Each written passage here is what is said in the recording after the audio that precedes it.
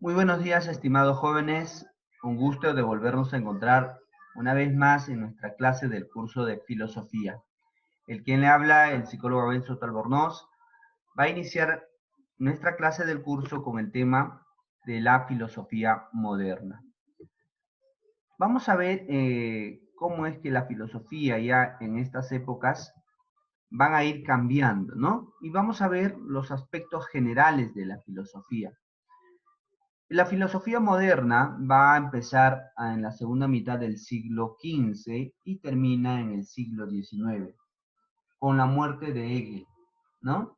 La preocupación central de los filósofos es sobre la nociología y para ello surge el racionalismo, el empirismo y la filosofía clásica alemana. Y vamos a ver de cada uno de ellos, acerca de la nociología, acerca del racionalismo, el empirismo y la filosofía clásica alemana.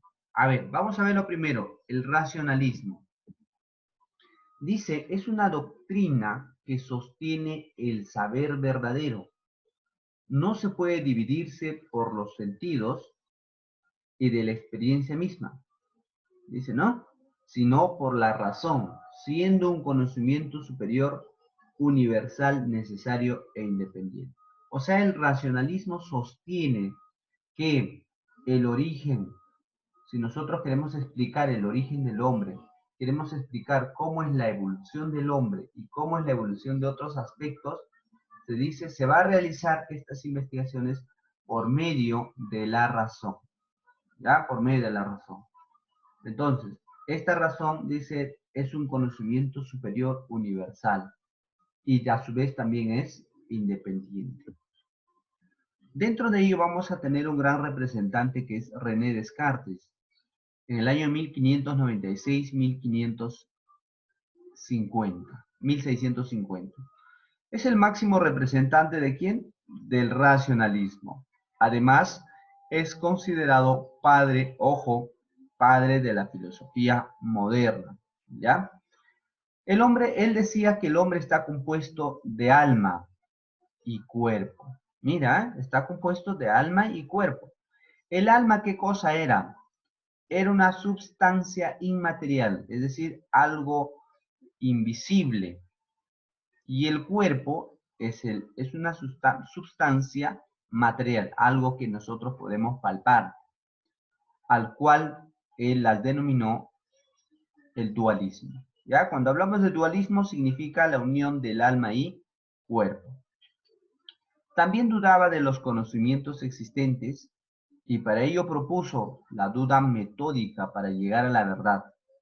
Y él es famoso por su lema cuando dice, pienso y luego existe. ¿Ya? Cogito ergo sum, es decir, en griego cogito ergo sum. Y en castellano nosotros diremos pienso y luego existo. También clasificó a las ideas innatas presentes desde el nacimiento. ¿Qué significa? Hay algunas ideas que René Descartes decía, hay algunas ideas que nosotros ya venimos desde el momento del nacimiento, o tenemos desde el momento del nacimiento.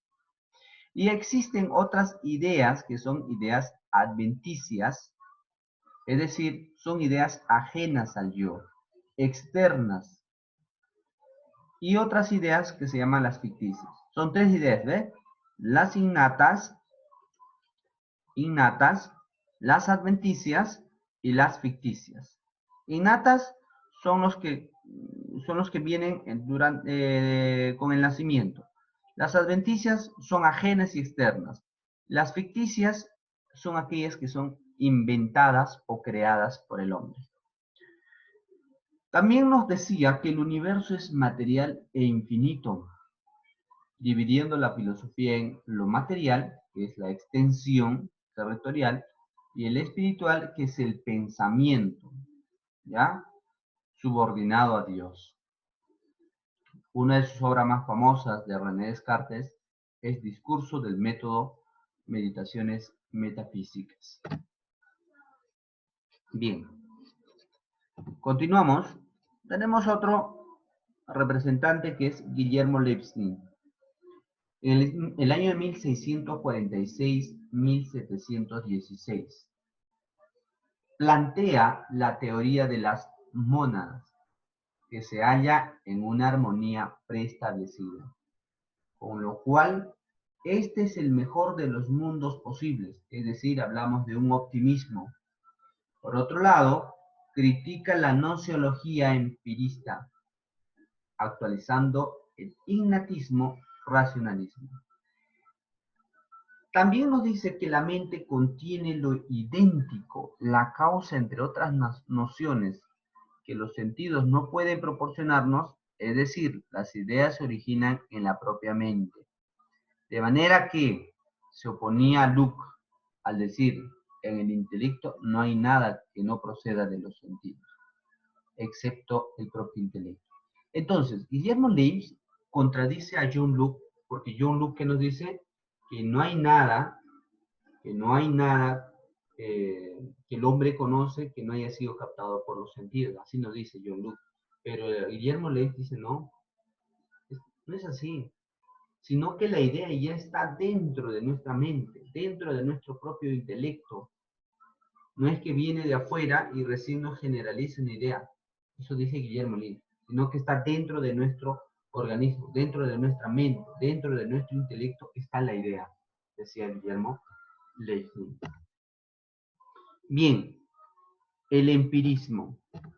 El empirismo es una doctrina filosófica que surge al problema del origen de nuestro conocimiento, proponiendo que es la experiencia interna o externa. Significa que el empirismo, jóvenes, aquí ya es una doctrina, ya nos dice que es una doctrina filosófica, sí, pero él nos va a decir que el conocimiento proviene de la experiencia, ¿ya? Proviene de la experiencia, ya sea interna o externa. Si uno no ha tenido experiencia, es decir, no vas a tener conocimiento. Dice, se contrapone al racionalismo, en donde el empirismo parte de la experiencia, dice, ve, y no de la razón, para llegar al conocimiento. Su tesis predomina en Inglaterra en los siglos XVII y XVIII, donde la burguesía, en este caso las industriales y los técnicos, reclama de las ciencias naturales conocimientos prácticos como instrumento para alcanzar su progreso y desarrollo.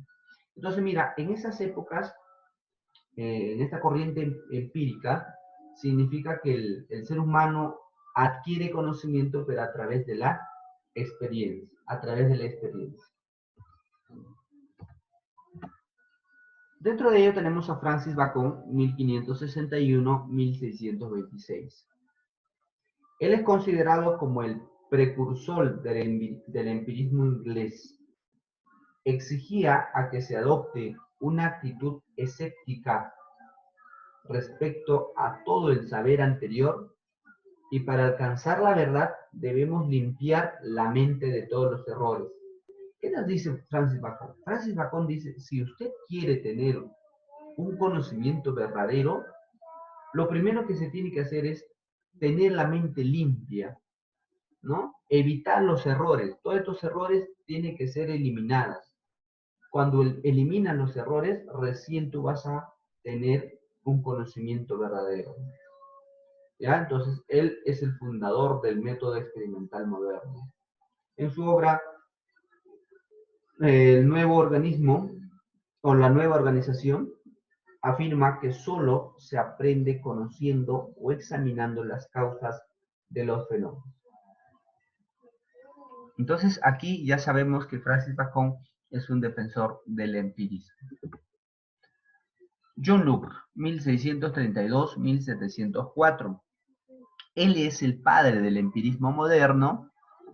Se opuso al racionalismo y a la teoría innata de Descartes, señalando que la mente humana es como una tabula rasa.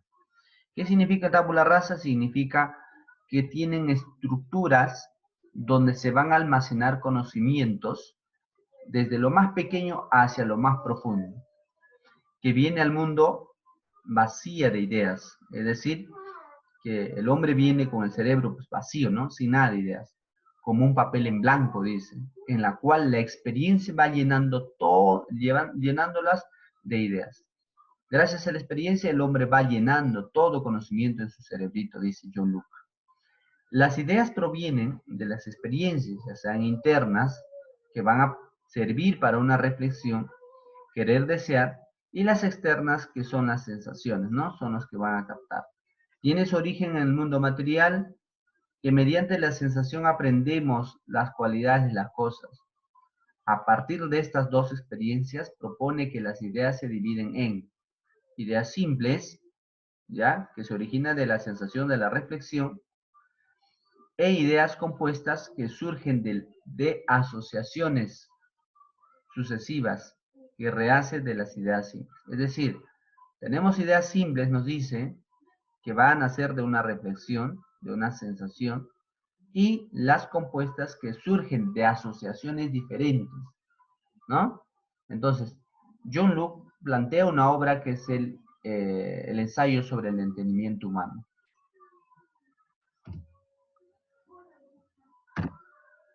George Berkeley, 1685-1753.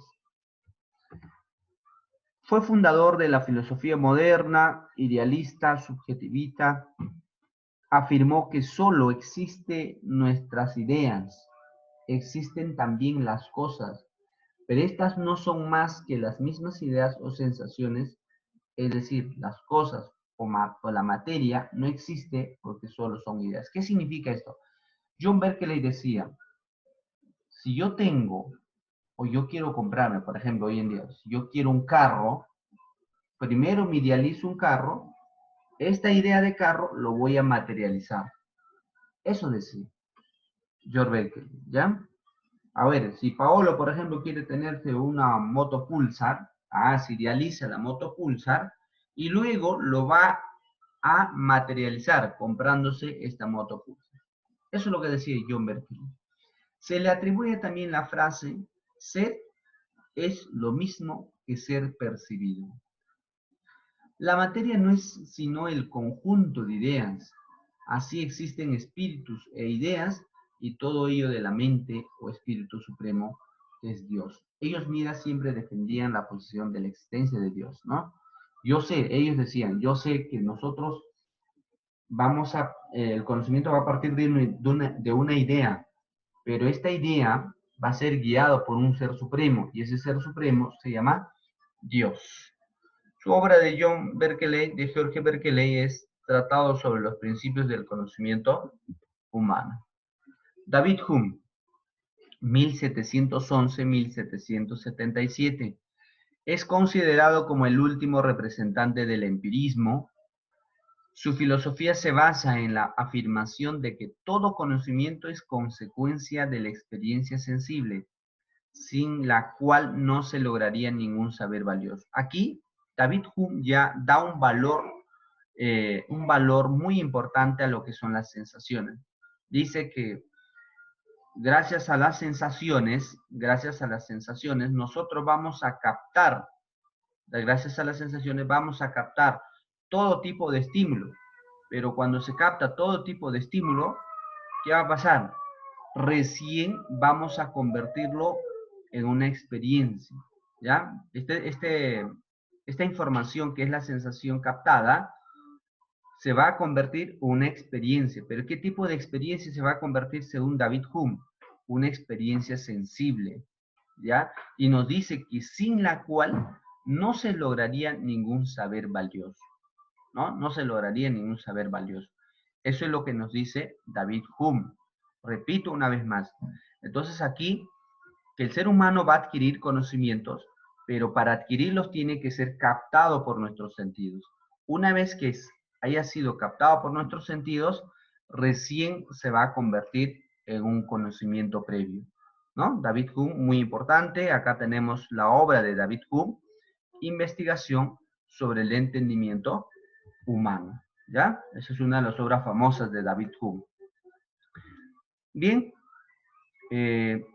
ahora vamos a ver acerca de la filosofía clásica alemana. Hasta ahí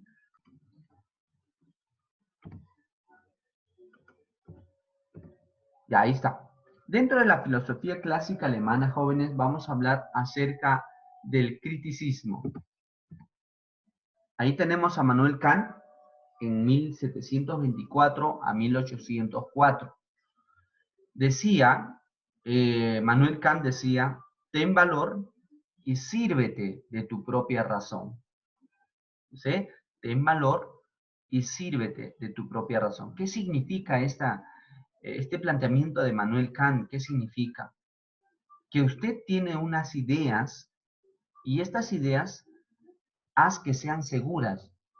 Si son tuyas, haz que sean seguras. No te quedes callado, te dice Manuel Kant. Dale un valor agregado a estas ideas, ¿ya? Porque estas ideas te pueden llevar a solucionar el problema, te dice Manuel Kant. ¿Está bien? Ahora, el conocimiento se origina por la unión ¿de qué? De los sentidos y la razón. Mira, ahora el criticismo ya es la unión de dos. ¿Se dan cuenta? Del racionalismo y también del empirismo. Entonces, por eso nos dice que el conocimiento se origina por la unión de los sentidos y la razón. ¿Los sentidos por qué? Porque nos proporcionan datos sobre los objetos. Claro, nosotros sabemos por psicología que los sentidos es parte de la sensación. ¿Y la sensación qué cosa es? Es captar el estímulo. ¿Para qué? Para que a través del siguiente proceso llamado percepción, nosotros la organizamos y luego la podemos interpretar gracias al pensamiento. Y ese pensamiento es esta razón, pues, porque la razón es parte del pensamiento, ¿sí? Eso hemos visto en psicología. Entonces, aquí la razón va a organizar los datos en el entendimiento, es decir, los sentidos sin la razón serían ciegos y la razón sin los sentidos serían vacíos. Qué bonito, ¿no? Entonces, ambos están unidos, ¿no? Tanto la razón como, eh, como los sentidos tienen que estar unidos. Si es que no hay una de ellas, no se va a dar el conocimiento, nos dice Manuel Kant. Distingue dos clases de juicios, el analítico o a priori, ¿no? O a priori, y sintéticos y a posteriori, ¿no? Es decir, un análisis anterior y un análisis posterior. Aquí, nada existe o nada es una de sus obras famosas. Si algo existe, debería o bien ser eternos o no serlos, nos dice. Explica su pensamiento filosófico mediante sus tres críticas de Manuel Kant. La primera es la crítica a la razón pura. ¿De qué trata? Trata sobre el problema del conocimiento. La segunda crítica, la razón práctica, trata sobre el problema de la moral. Y la tercera, que es la crítica del juicio, que trata sobre el problema de la estética. Mira, problema del conocimiento, de la moral y de la estética. Son tres críticas que plantea Manuel Kant. Vamos a ver el idealismo dialéctico. Aquí, Friedrich Hegel, 1770-1831. Él nos dice que el mundo, la naturaleza, la historia y el espíritu se encuentran en constante cambio, movimiento, transformación y desarrollo. Aquí habló acerca de una tesis, de una antetesis y una síntesis, ¿no?